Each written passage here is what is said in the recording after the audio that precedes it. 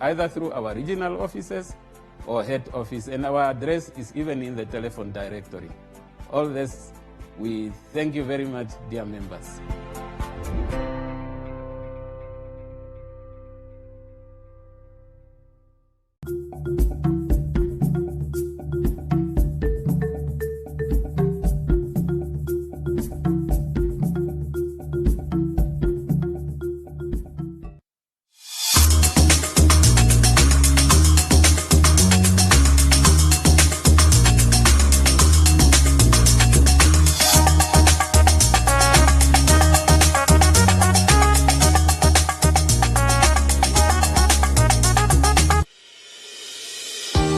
International University of Management, a Namibian university dedicated to its people's future, a hub of abundant opportunities. We are IUF for life. We are IUF.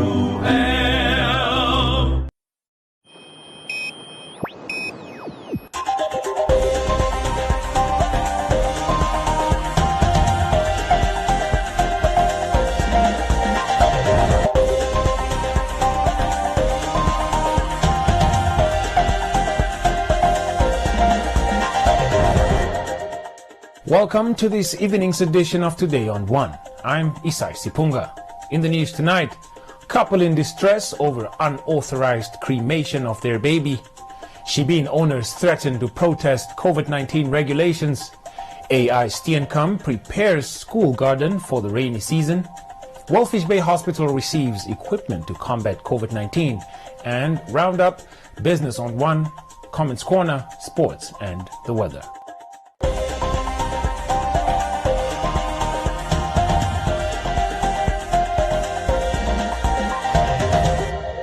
Now for the news in detail. A couple in the Orongo region's Walfish Bay is in distress after learning that one of their late twins, who they had prepared to bury, was negligently cremated without their consent by a volunteer mortuary assistant at the hospital. According to the couple, the mortuary assistant, after resuming work from her leave, did not carry out the paperwork and mistakenly cremated their baby. Salma Tapopi has this report. Sandra Njao and Joseph Kanganjera on Sunday, the 8th of August 2021, birthed twins at the Walfish Bay State Hospital. However, one of the twins died at birth, which the couple permitted the hospital to cremate on Monday, the 9th of August 2021. 5 days later, the couple lost their second twin, which they had planned and engaged the hospital to bury. According to the couple, the mortuary assistant cremated the last twin without confirming with them, thinking it was the body of the first twin who passed away at birth. The hospital's mortuary assistant is heard in a telephonic conversation with the late baby's father, saying that she had made a mistake to cremate the baby, as she was only going off of the documents of the first baby.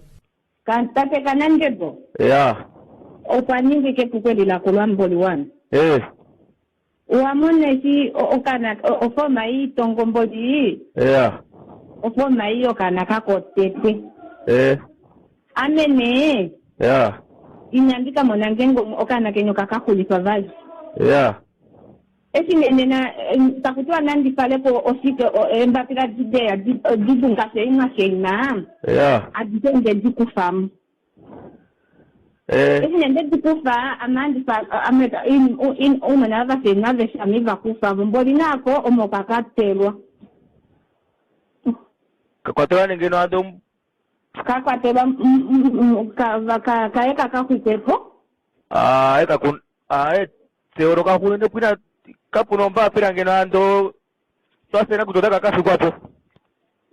Utate wange pikina? Koka ke na shomba pila. Yeah, kaka na shomba pila. Pikina? Asike. Dinalili lipopo pomba pila ngo ololili pomba pila ei ngashena. Soso seke tipepuko. Oh. Ombili oshirio kano oshirio ombili. Apa ifoto dikane nare esingane nanga twari ono nene tatu otura kwemba pe angena ando takafumbu kwane mongura.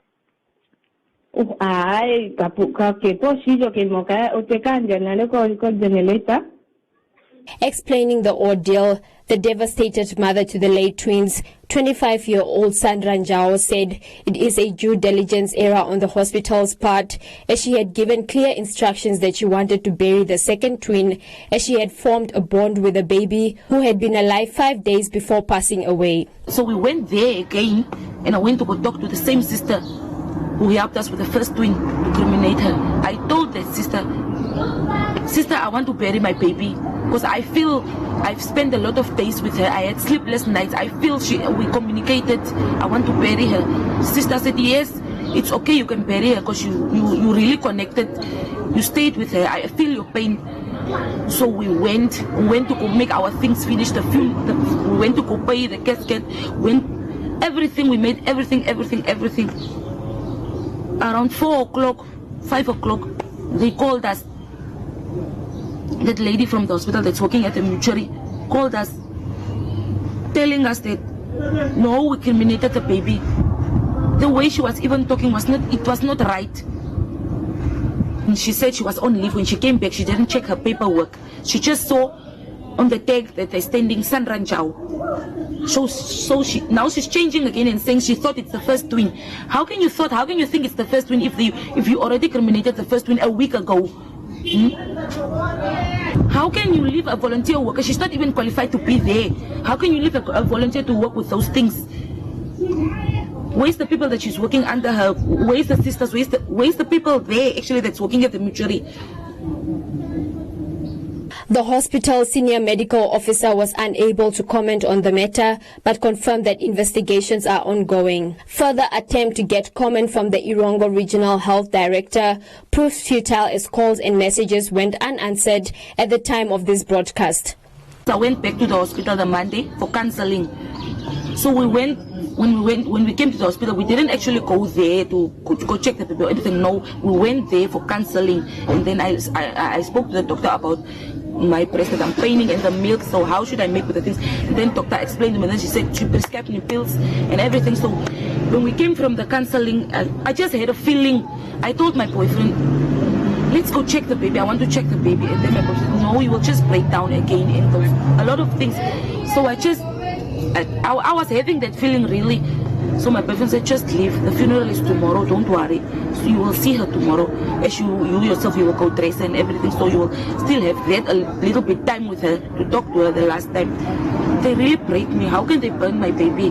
We already bought everything. We bought the casket, we bought the flower, we bought the cross. We even went to municipality, we went to go pay for the whole, everything. Everything was done. It was just for us to sleep and stand up the next day and make our things. How can they do that?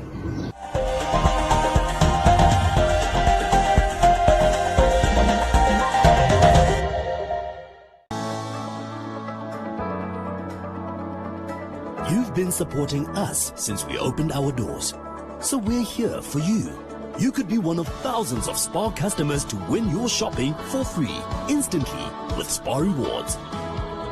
Come in and get Jacob's Cronin coffee for only $79.99 and Nivea roll-on deodorant for just $18.99. We're here for you.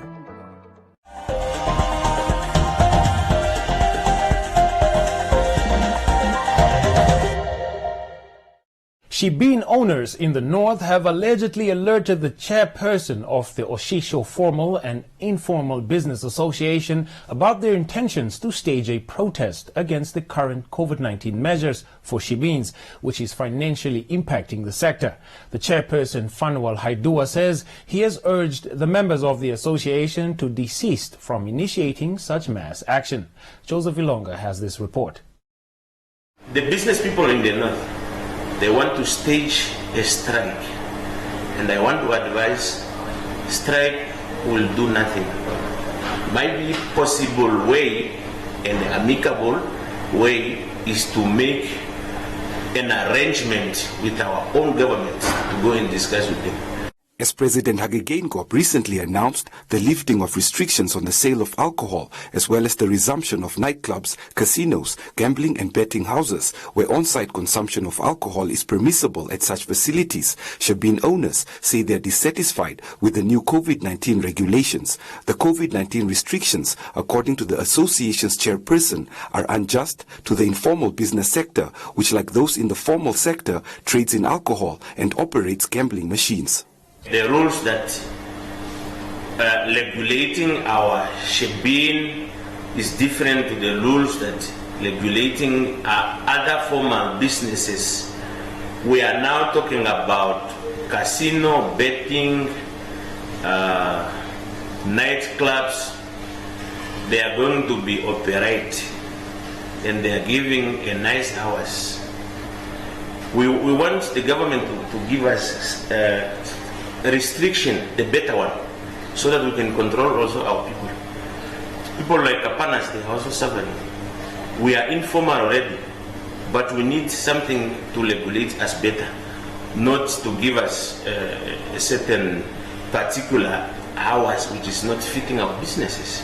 We are requesting our own government just to look and put us into their consideration. We are having people buying cars with their banks, they are paying houses, especially we are paying water bill, we are having children in school, we are having many things. The government opened the casino, they are opening school full to capacity, but they leave us back. They don't give us an option of doing our business at the proper time and proper days. Official statistics by the Namibia Statistics Agency shows that before COVID-19, more than 50% of the country's labor force was informally employed, and most of this were women. According to Auleria Ayambo, a female Shebeen owner, the permissible trading hours for Shebeens, which starts from 9 a.m. in the morning to 6 p.m. in the evening and only weekdays, does not work for them financially, as most of her clients are the working class. When we start opening at 9, we don't even get the customers. Up to maybe 6 o'clock, we just close the whole day without selling anything. So now, when we was having an employee, you can't, pay a person, you don't have money to pay, you don't have money to pay the rent, water, even the food in the house. So we're suffering. I did not pay water, I did not pay the rent. So I'm just waiting for the people maybe to cut the electricity, because now I can't afford to pay those money anymore. And now I'm the owner of the bar, but now I'm selling myself because there's no one who can assist me, because there's no money to give. Haidua, who is also a survivor of COVID-19, stressed that the association is not criticizing the government's measures aimed at curbing the spread of the virus, but are, however, just requesting for government to consider meeting their representatives to discuss a solution to curbing the financial challenges faced by the informal sector.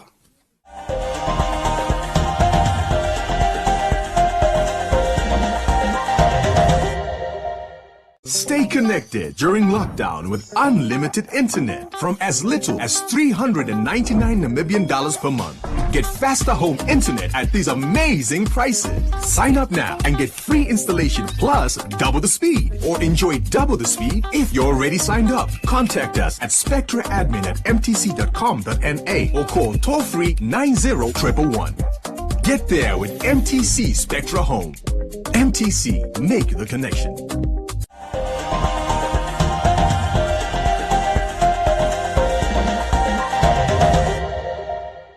AI Steenkamp Primary School has embarked on a gardening project for the school with the help of the teachers, parents and learners. The project is an initiative to give back to the orphans of the school and the feeding scheme program for about 30 learners at the school. This report from Hendrina Canyolo.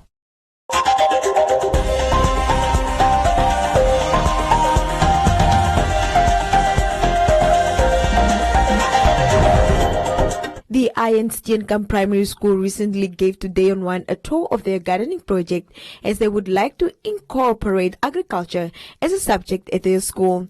The head of social sciences say that introducing learners to agriculture at a tender age is a good start for them to know how to grow their own food when they grow up. As you can see here, this is our school garden. This garden exists more than 10 years. The main aim why we have started this garden is for the feeding scheme program that we have at the school for those orphans and those vulnerable learners. Usually we harvest from this garden as from April, March, and then again towards end of the year. So we have also extended the garden. Currently we have home ecology as a vocational subject, but we are in the process of introducing agriculture, most probably as from next year, if approved by our ministry, so that the kids can be physically involved in harvesting. As we all know, agriculture is a subject that is taught until grade 12. So definitely it will be a very fruitful subject for them. It will also help them in the future to choose different careers in agriculture and so on. So they will be well equipped with farming and everything and so on. The garden was made possible with the efforts of teachers and donation from parents to get it where it is now, hoping to extend it in the near future. We extended the garden. It was a very small garden, but we have extended with the assistance of our parents. Those little contributions that we are receiving from the parents and so on. So the garden mainly depends from the entire school community, the parents, the learners, and so on. So what we are also doing is, when it comes for harvesting the fruits and all those things, we are also selling to the teachers. So those are the funds that we are generating for the school garden and in order to help the feeding scheme program for the garden to develop and so on. We have 20 to 30 learners that benefit from this program, this feeding scheme program. He further said that the gardening project is a good initiative for the schools as it feeds the vulnerable. He hopes that all primary schools embark on such project in order for Namibian children to be groomed into producing their own food.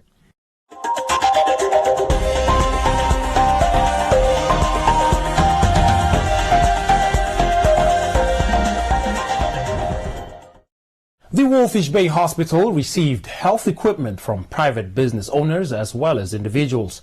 The appliances are meant to support the hospital's efforts to combat COVID-19. Thanks to Walfish Bay Rotary Club, Transworld Cargo, BC Stone Products, Adams and Plato families, the Walfish Bay Hospital now has a new batch of beddings, IV stands, cleaning material, stationery and wheelchairs, just to name a few. Lovina Plato, who also lost her husband due to COVID-19, has called on those interested in donating towards this initiative to contact the mayor's office. So what we have is, like you pointed out, we have the wheelchairs on that side. These are blankets because they have a need in the wards for blankets and linen for the beds. Cleaning materials, from hand wash to bleach, fine gel that they wanted. Here we have sanitizers, we have gloves, and very importantly the face shields that was also needed. There's some masks also. Very important, the drip stands that you also wanted, and then of course stationery that is a daily thing that is needed. I think there were some more things on the list, but this is basically what we have here, your basics that you required at the end of the day. So I would also like to make a call for the rest of the industry in Walvis Bay to come on board and contact the mayor's office. You can show some help, give something. They need everything that we can give at the end of the day. So from my side, we are also grateful that for everyone that gave something. And I'd like to say to the doctor also, doctor, if ever you need something, you need to just pick up the phone, work through the mayor's office, call me directly. If we can help, I'm promising that we will assist wherever we can. Thank you. The COVID-19 pandemic has left many local hospitals in dire straits. The hospital's acting senior medical officer expressed gratitude on behalf of the entire staff. For me, when I saw the wheelchairs, I lost it because it's basically having a cherry on top of a cake. That's what I feel, honestly. So having this in our hospital setting, knowing with the situation, the struggle that we always have every day. Sometimes we have patients that are coming here with the ambulance, difficult to transport them. Some of them we do have patients that we even went as far as having our own mobile X-ray. But it's difficult to take patients from the bed to a mobile X-ray. Then you have to wait until they're stabilized. But however, with the assistance of the wheelchairs, that's going to make our job much more easy. And for that alone, we thank you very much. The donated items are estimated to be around 50,000 Namibia dollars and were made possible through the office of the Walvis Bay Mayor, Trevino Forbes.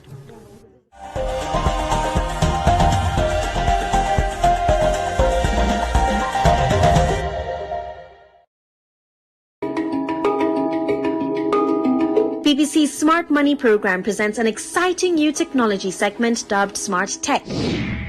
Ghana have a problem of unemployment, also the problem of housing and schools under trees. Now Plus wants to use the problem of plastic waste to solve the problem of schools under trees, housing, and create more jobs for the youth in the country. Bonjour. Hello, I am Sao Duniang, director of the Palms Luxury Boutique Hotel in Dakar. I started by cleaning a toilet. Today, I am the manager of my own 5-star hotel boutique with 60 employees. To give more people access to these life-saving vaccines, South Africa and India have proposed a waiver of COVID-19 patents. And the move seems to be gathering momentum after receiving the backing of the United States. But even if the patent waiver is indeed granted, can Africa manufacture these vaccines at scale?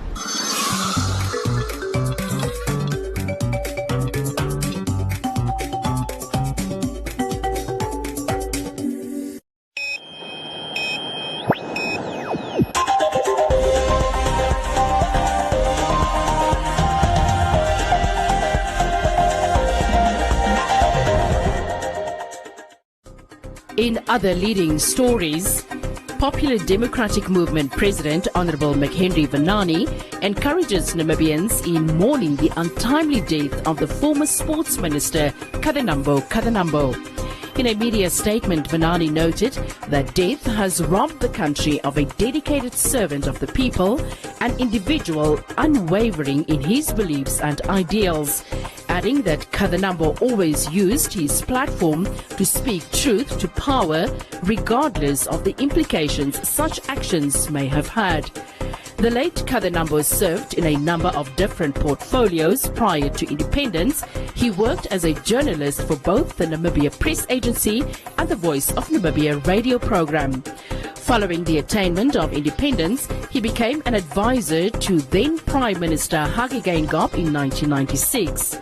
In 2004, he was appointed the Deputy Minister of Regional, Local Government and Rural Development, and in 2010, he was appointed Minister of Youth, National Service, Sport and Culture until 2012.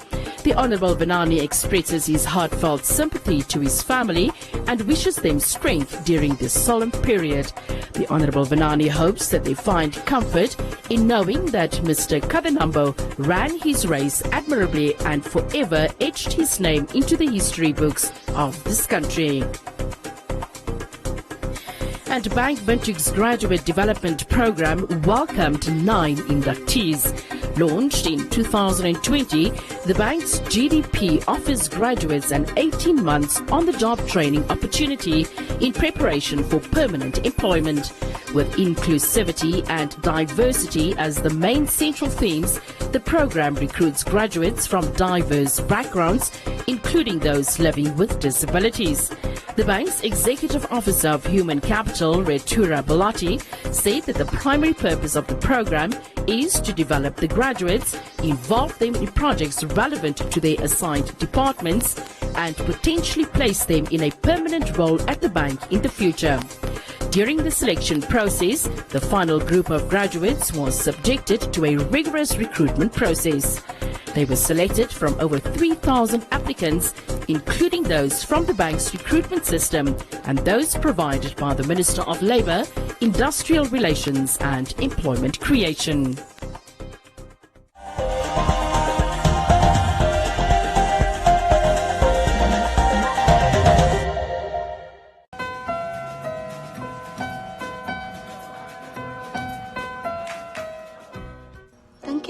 Sy het nog steeds abandonment issues.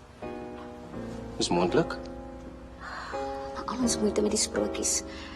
Ek probeer so hard om my kind gelukkig te maak, maar ek kry dit nie reg nie. Probeer net help, dis al. Jy doen niks sonder bymotiewe nie. So jy hou van die tattoo? Nee. Maar jy kan nie liefde koop nie. En beslis nie myne nie. Jy regular. Am I that predictable? Jy is 'n gereelde klant en ons net soveel maniere om koffie te drink. How do you like your coffee? Gewoonlik swart sonder suiker. Does black and bitter only pertain to your coffee preference? Ek hou maar net van my koffie sonder melk. Hoe gaan ek 'n bal raak slaan na 2 glase wyn? That was part of my plan. Wat? Om 'n tipsie te maak sodat jy kan ren. I'm terrible with papa.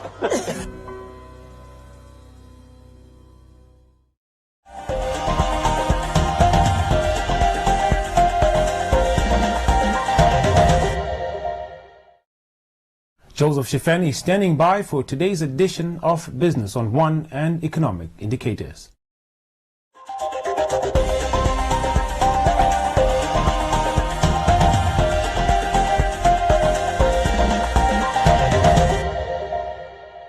Welcome to this evening's edition of Business on One. I'm your host, Joseph Shifeni. The Monetary Policy Committee at the Central Bank announced today that the repo rate will remain unchanged to continue supporting the weak economy. The regulator mentioned that most sectors performed poorly in the first half of 2021, but despite this, they expect economic activity to pick up and reach a growth of 1.4% later this year. As the country emerges from a third wave of the pandemic, activities in most sectors remain subdued. The governor of the central bank said that the bank continues to monitor the situation after deciding to leave the repo rate unchanged. Domestic economic activity remained subdued during the first half of 2021, mainly reflected in a slowdown in tourism, mining, agriculture, manufacturing, construction, as well as the transport and storage sectors. Since the last MPC meeting in June 2021, activity in the wholesale and retail trade sector increased, while activity in the local electricity generation subsector declined.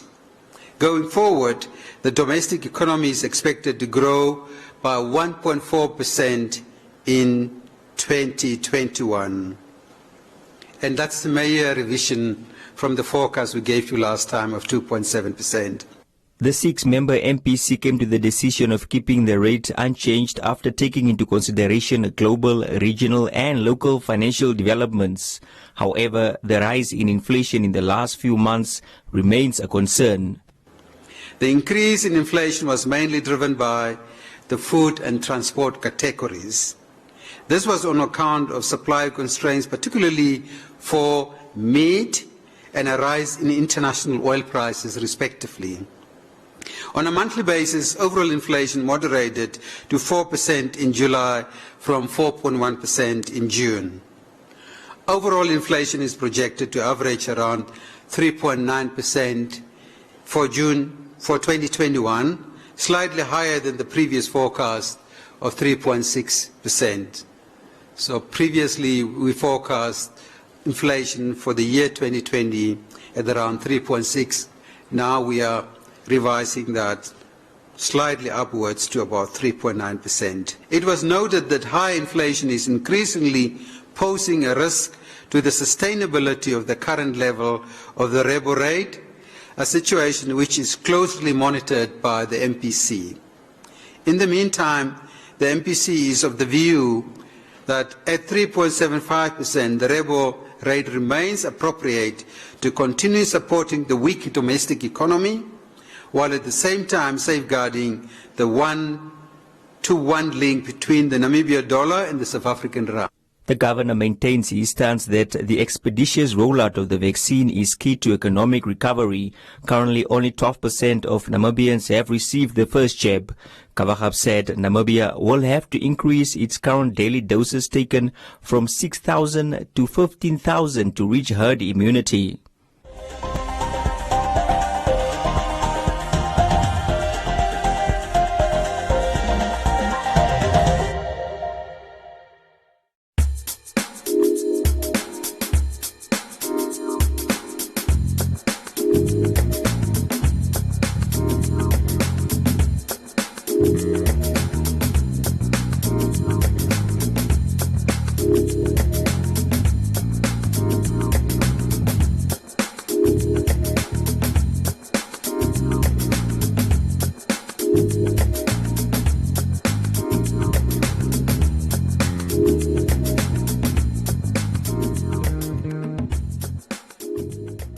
Thank you for watching. Join me again tomorrow and don't forget to follow us on our social media pages.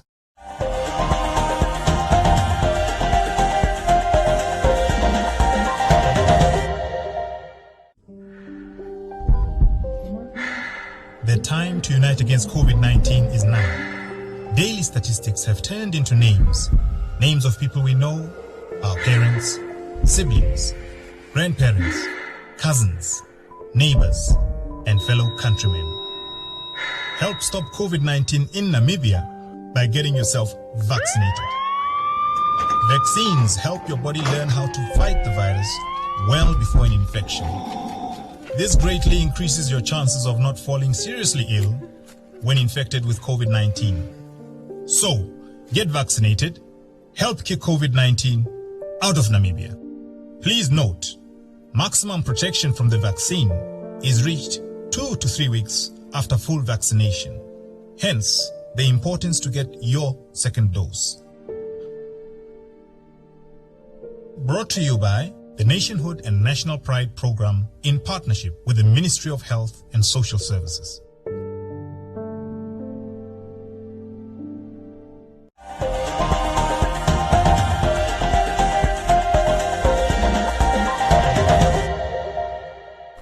Time now for Comments Corner, your daily dose of comments from the hottest social media pages. Desperate homeless residents in the Tobias Hanyako constituency are drowning in sorrow as they are left to sleep in the open. This comes after law enforcement demolished all the shacks and structures they have built. Zeno says he feels their pain, but says that they shouldn't come to the city if they have nowhere to stay. Paula says it's painful to see people suffer like this. Roman says urbanization is a big problem in the country. Seven Hater wants to know what the city of Windhoek means by one should have genuine need for a house. Patrick noted that sometimes he wonders if Namibia has true leadership or only leaders who love money and are hungry for power. Lysias wants to know if this is the Namibia we have fought for. While Windsor is asking for Namibians to be kept safe. And that's all from Comments Corner. Be sure to post your comments on our social media pages for broadcast every day, only on Today on 1.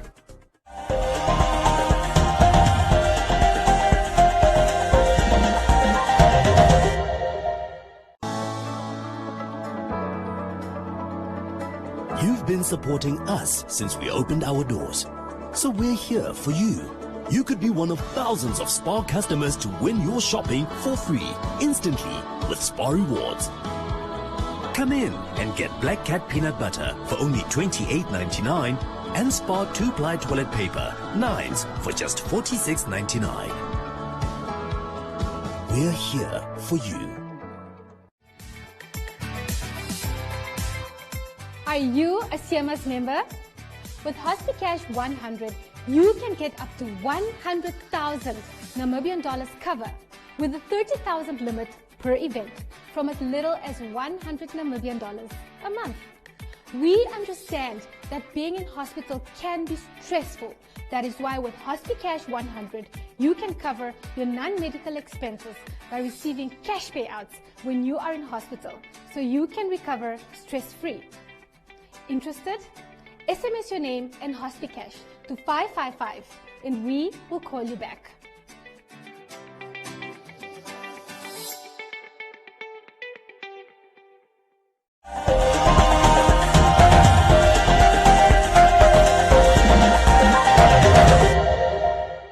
Castro Lumbu is standing by for today's sports update.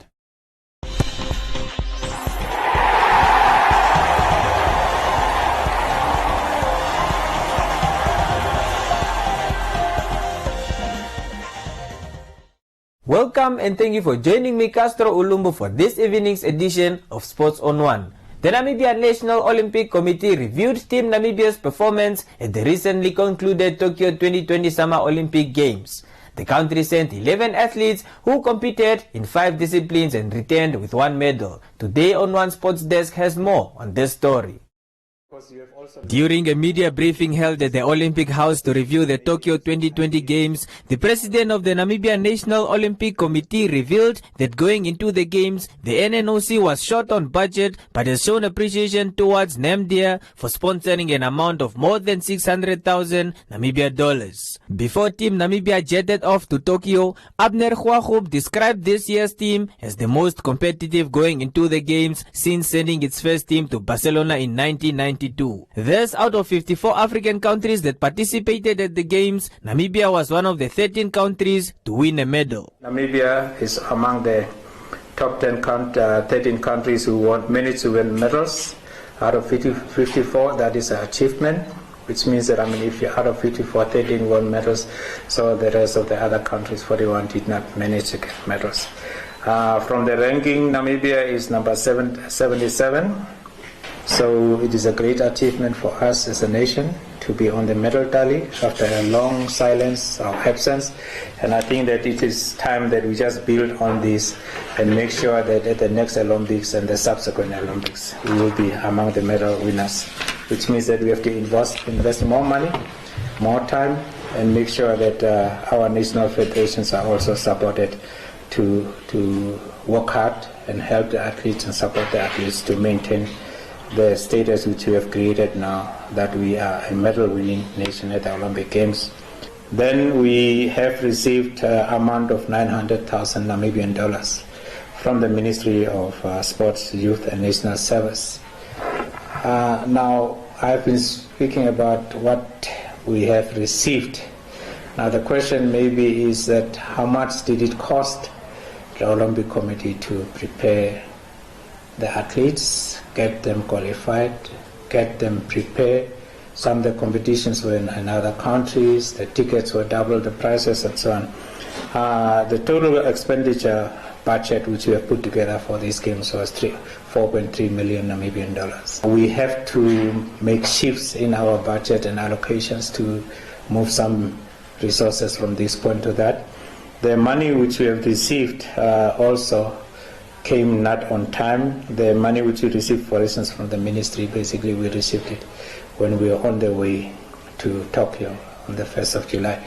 But then we still have to consolidate all the expenditures and so on. Certainly there are amounts and invoices which are still outstanding, which we need to settle. The NNOC president further appealed for more investments to assist in the preparation of the next World competition, which is scheduled for Paris, France in 2024. Khwaghoub also reiterated the importance of having a high number of officials present at the Games to assist the teams. We know that whenever we send teams to the Games, we will always say that, but there are only 6 athletes, why are we having double the size officials and technical people and so on. But we've also realized with this and learned lessons from these games that we need more technical people around the team. And that is basically that can make us win a medal or not win a medal and so on. We have seen the challenges which confronted us with the marathon and the water points and so on. We need psychologists, which we didn't have in this team. We were fortunate to put in a medical doctor as well as a physio in this case and so on. We need these people around us. You need more people, technical people. So we know that in the future, we hope that you'll understand when the numbers are not 1-to-1, but 1-to-4, 1-to-5 and so on, because these are the people around the athlete who can make a difference and make sure that we get more medals and so on. When we are talking about the budget and the preparation for 2024 has already started. We have only 3 years before the 2024 Olympic Games in Paris. But now we need to have the money now. Because now athletes must qualify, athletes must go for competition and so on. We know that contact sports was only open this week. And then the ministry needs also to budget, because that is also an upcoming game and so on. So we hope that with the media, private sector also now really realizing that what sports can do, we hope that there will be more forthcoming and positively get up to support us with the next round of preparations and so on. The NNOC is now gearing up for the Commonwealth Games that are scheduled for Birmingham, England from July 28th until the 8th of August 2022. And that is all we have for you tonight. Join us again tomorrow for Sports on One, and don't forget to follow us on our social media pages. Back to you, Isai. Thank you, Castro. Now let's have a look at the weather forecast. A look at the weather forecast. Cold air mass will prevail in the south and in parts of the central and eastern regions. The Namibia interior partly cloudy and very cold in the Klaras region, but sunny and cold over the Hattab, Khomas and Omaheke regions, becoming mild later. Elsewhere sunny and warm to hot. The coast partly cloudy and mild with a few showers in the south in the morning, and the wind fresh to strong southwesterly. Now we look at minimum and maximum temperatures across the country and beyond.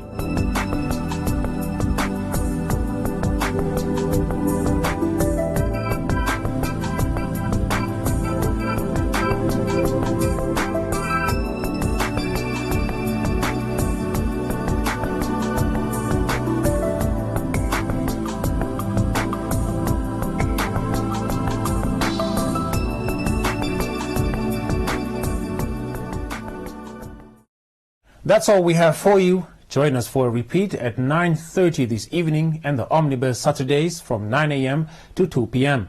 From me, Isai Sipunga, and the rest of the team, it's good night.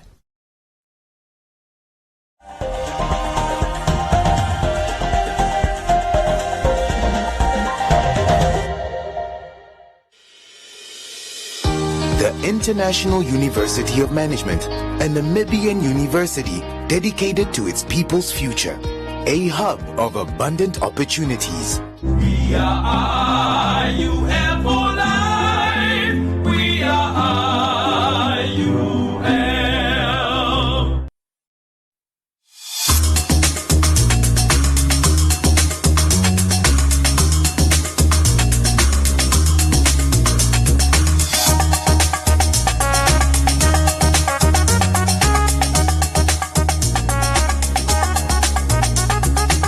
I never thought that it would get to me. Never, in a million years.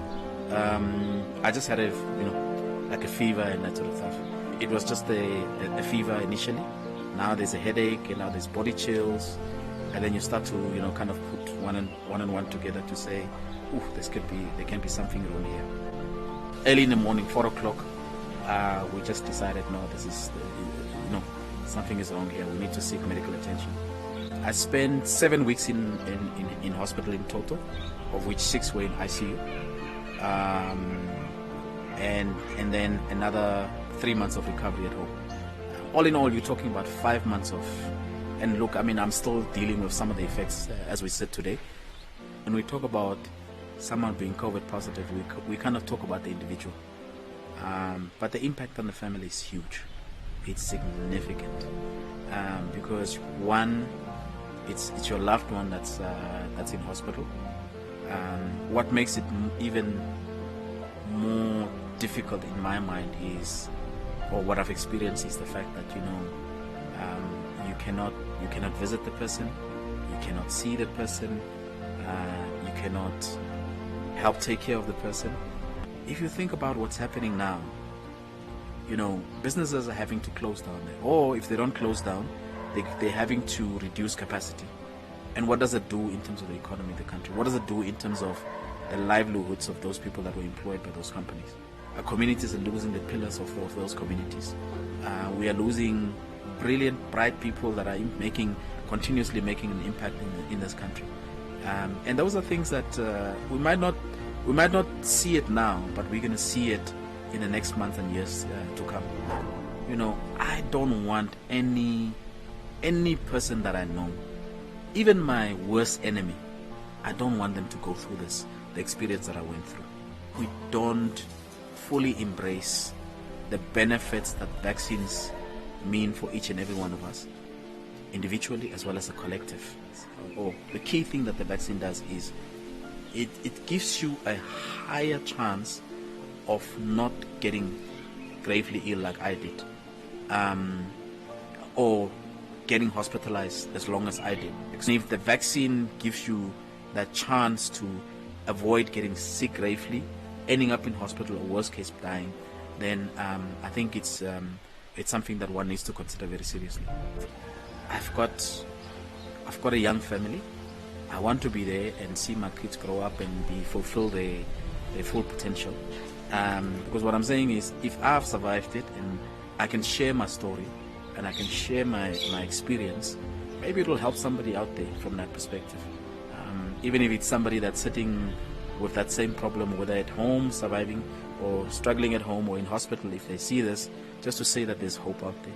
If you believe, if you have a positive state of mind, if you go through this with the view to say, I want to get to the other side, not just for myself, but those that are around me, so that I can go and occupy my rightful place in my home, in my community, in my country, and contribute in terms of what my purpose is, then there's hope that I can keep on fighting. My name is Brent Asep. I'm a COVID-19 survivor. Let's protect ourselves and those around us by getting vaccinated.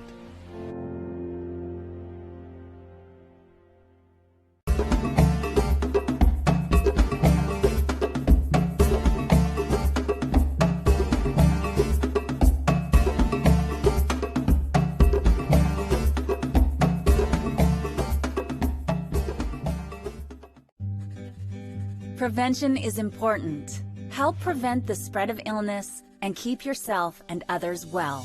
Hand washing is one of the most effective ways of preventing the spread of germs.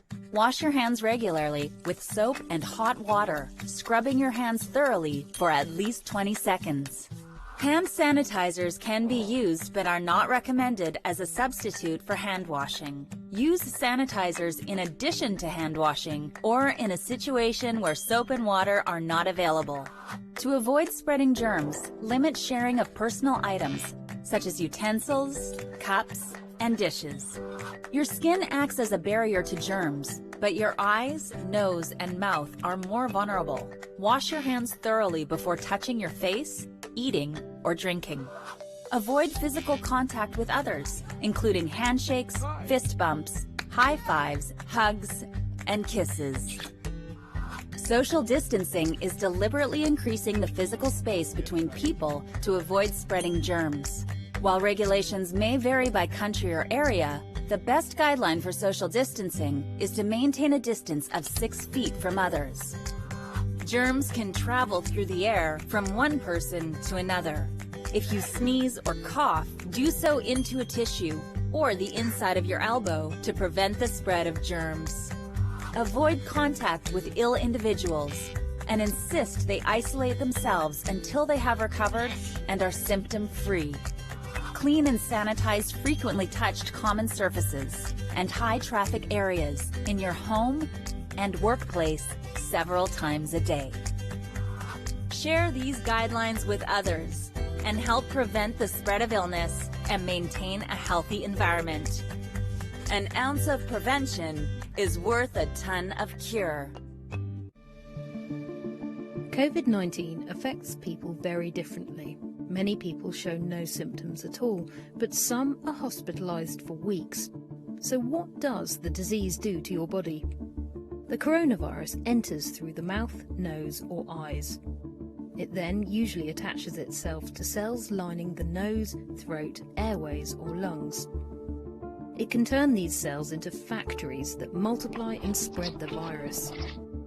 For the majority, a fever, cough and breathlessness are as bad as it gets. But the virus can damage the small blood vessels lining the lungs and initiate clotting. The alveoli are tiny air sacs where oxygen goes into the blood. If they become inflamed, it can trigger pneumonia. Seriously ill patients need to be given oxygen as the lungs fill with fluid and debris. I legit couldn't breathe. My oxygen meter was measuring under 88% oxygen levels, which is very dangerous. And the only time I ever thought my life was in danger was at that point. COVID-19 doesn't just affect the lungs. It can also disrupt the immune system, which is used by the body to fight illnesses.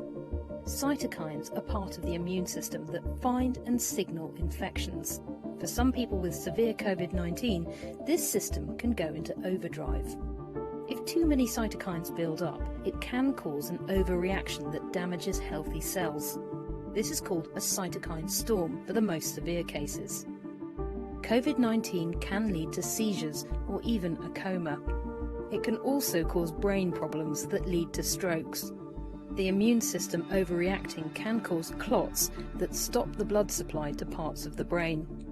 Brain inflammation, psychosis and dementia-like symptoms can also affect seriously ill patients. The average length of the illness is 14 days, but many people have symptoms for much longer.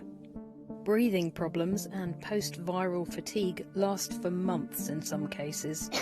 I cannot walk for long simply because I will feel a little bit short of breath and I feel the need to sit down. And that's something that has never happened to me before. Some of the people who are most likely to develop severe symptoms are older adults and those with underlying health conditions. It's not fully known how anyone will react to COVID-19 until they get it. So it's important for everyone to follow health guidance. What precautions are you taking to stay safe?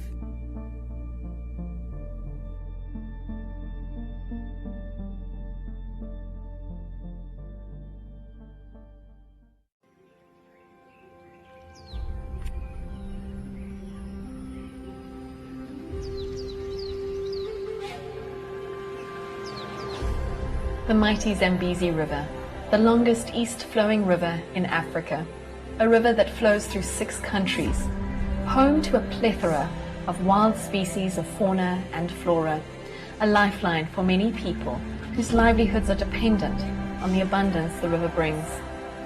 Globally, communities who live along rivers rely on these rivers to survive.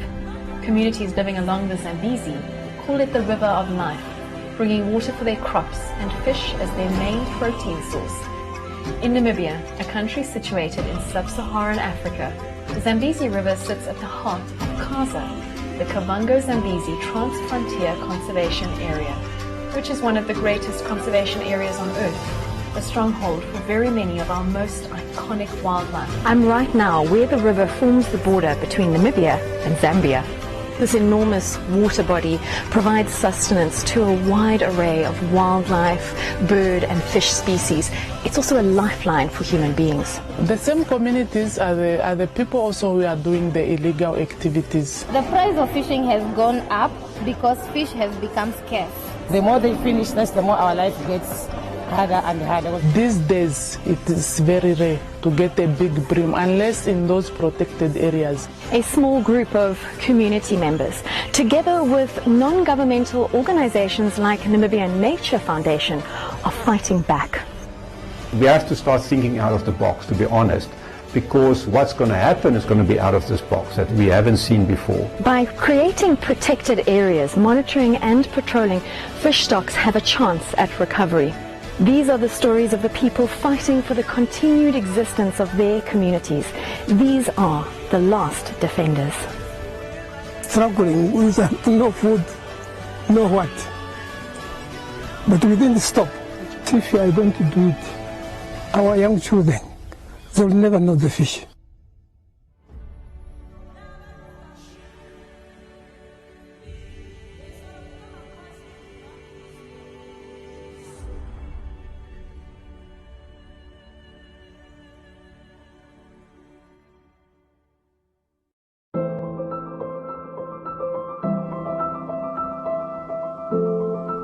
We know the world is a crazy place right now, but don't panic. Take a breath.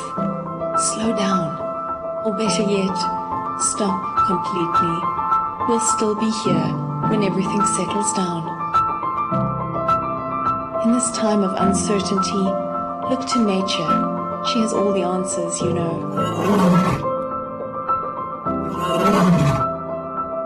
We're not only giving ourselves time to reset, we're giving nature time to restore, revive, restart. We're saving ourselves and we're saving the world. Stay home now so that we can welcome you to Namibia again soon. Yes, the world's a crazy place right now, but don't despair. Find the joy, cherish hope, breathe.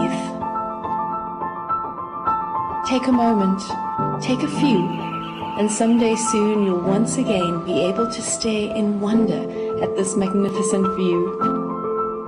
The world's a crazy place right now, but don't worry, we'll still be here. We'll see you again soon.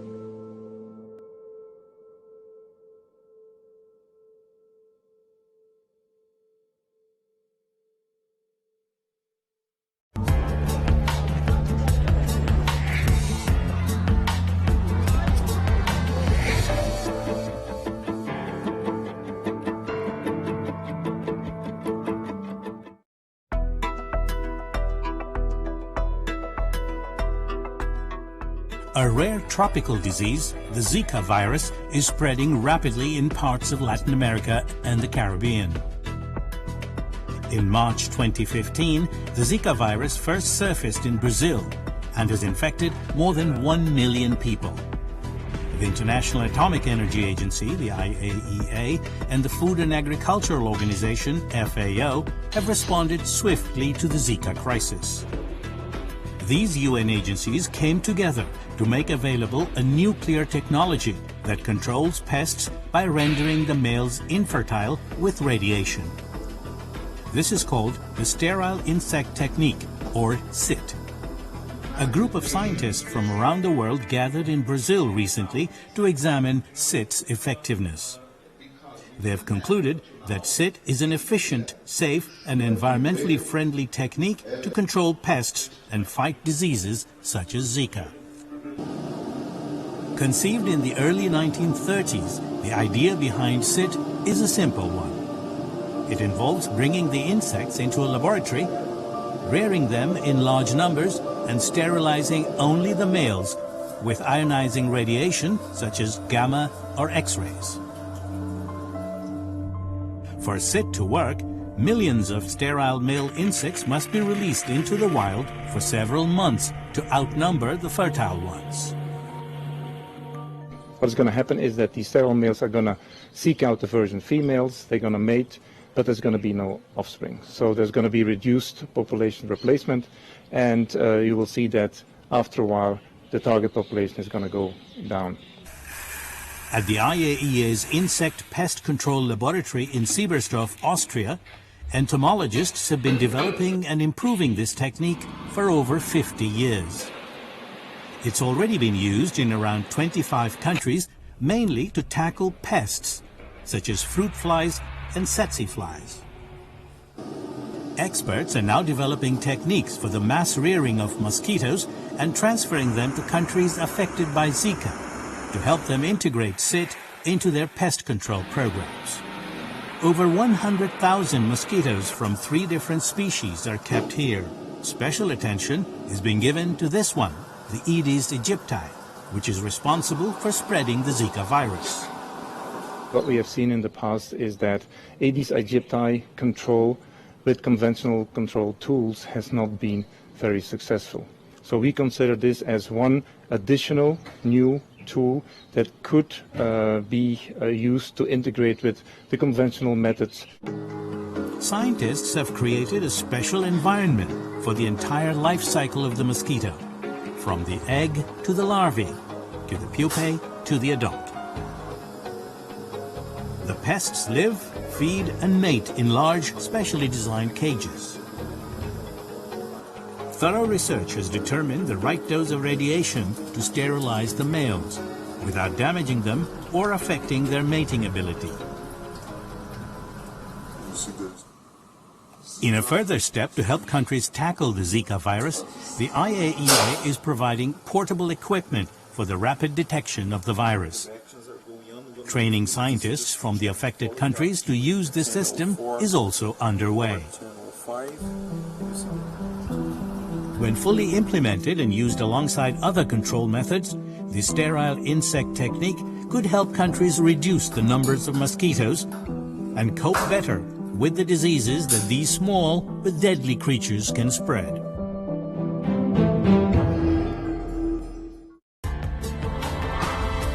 This report was produced by Louise Potterton for the United Nations.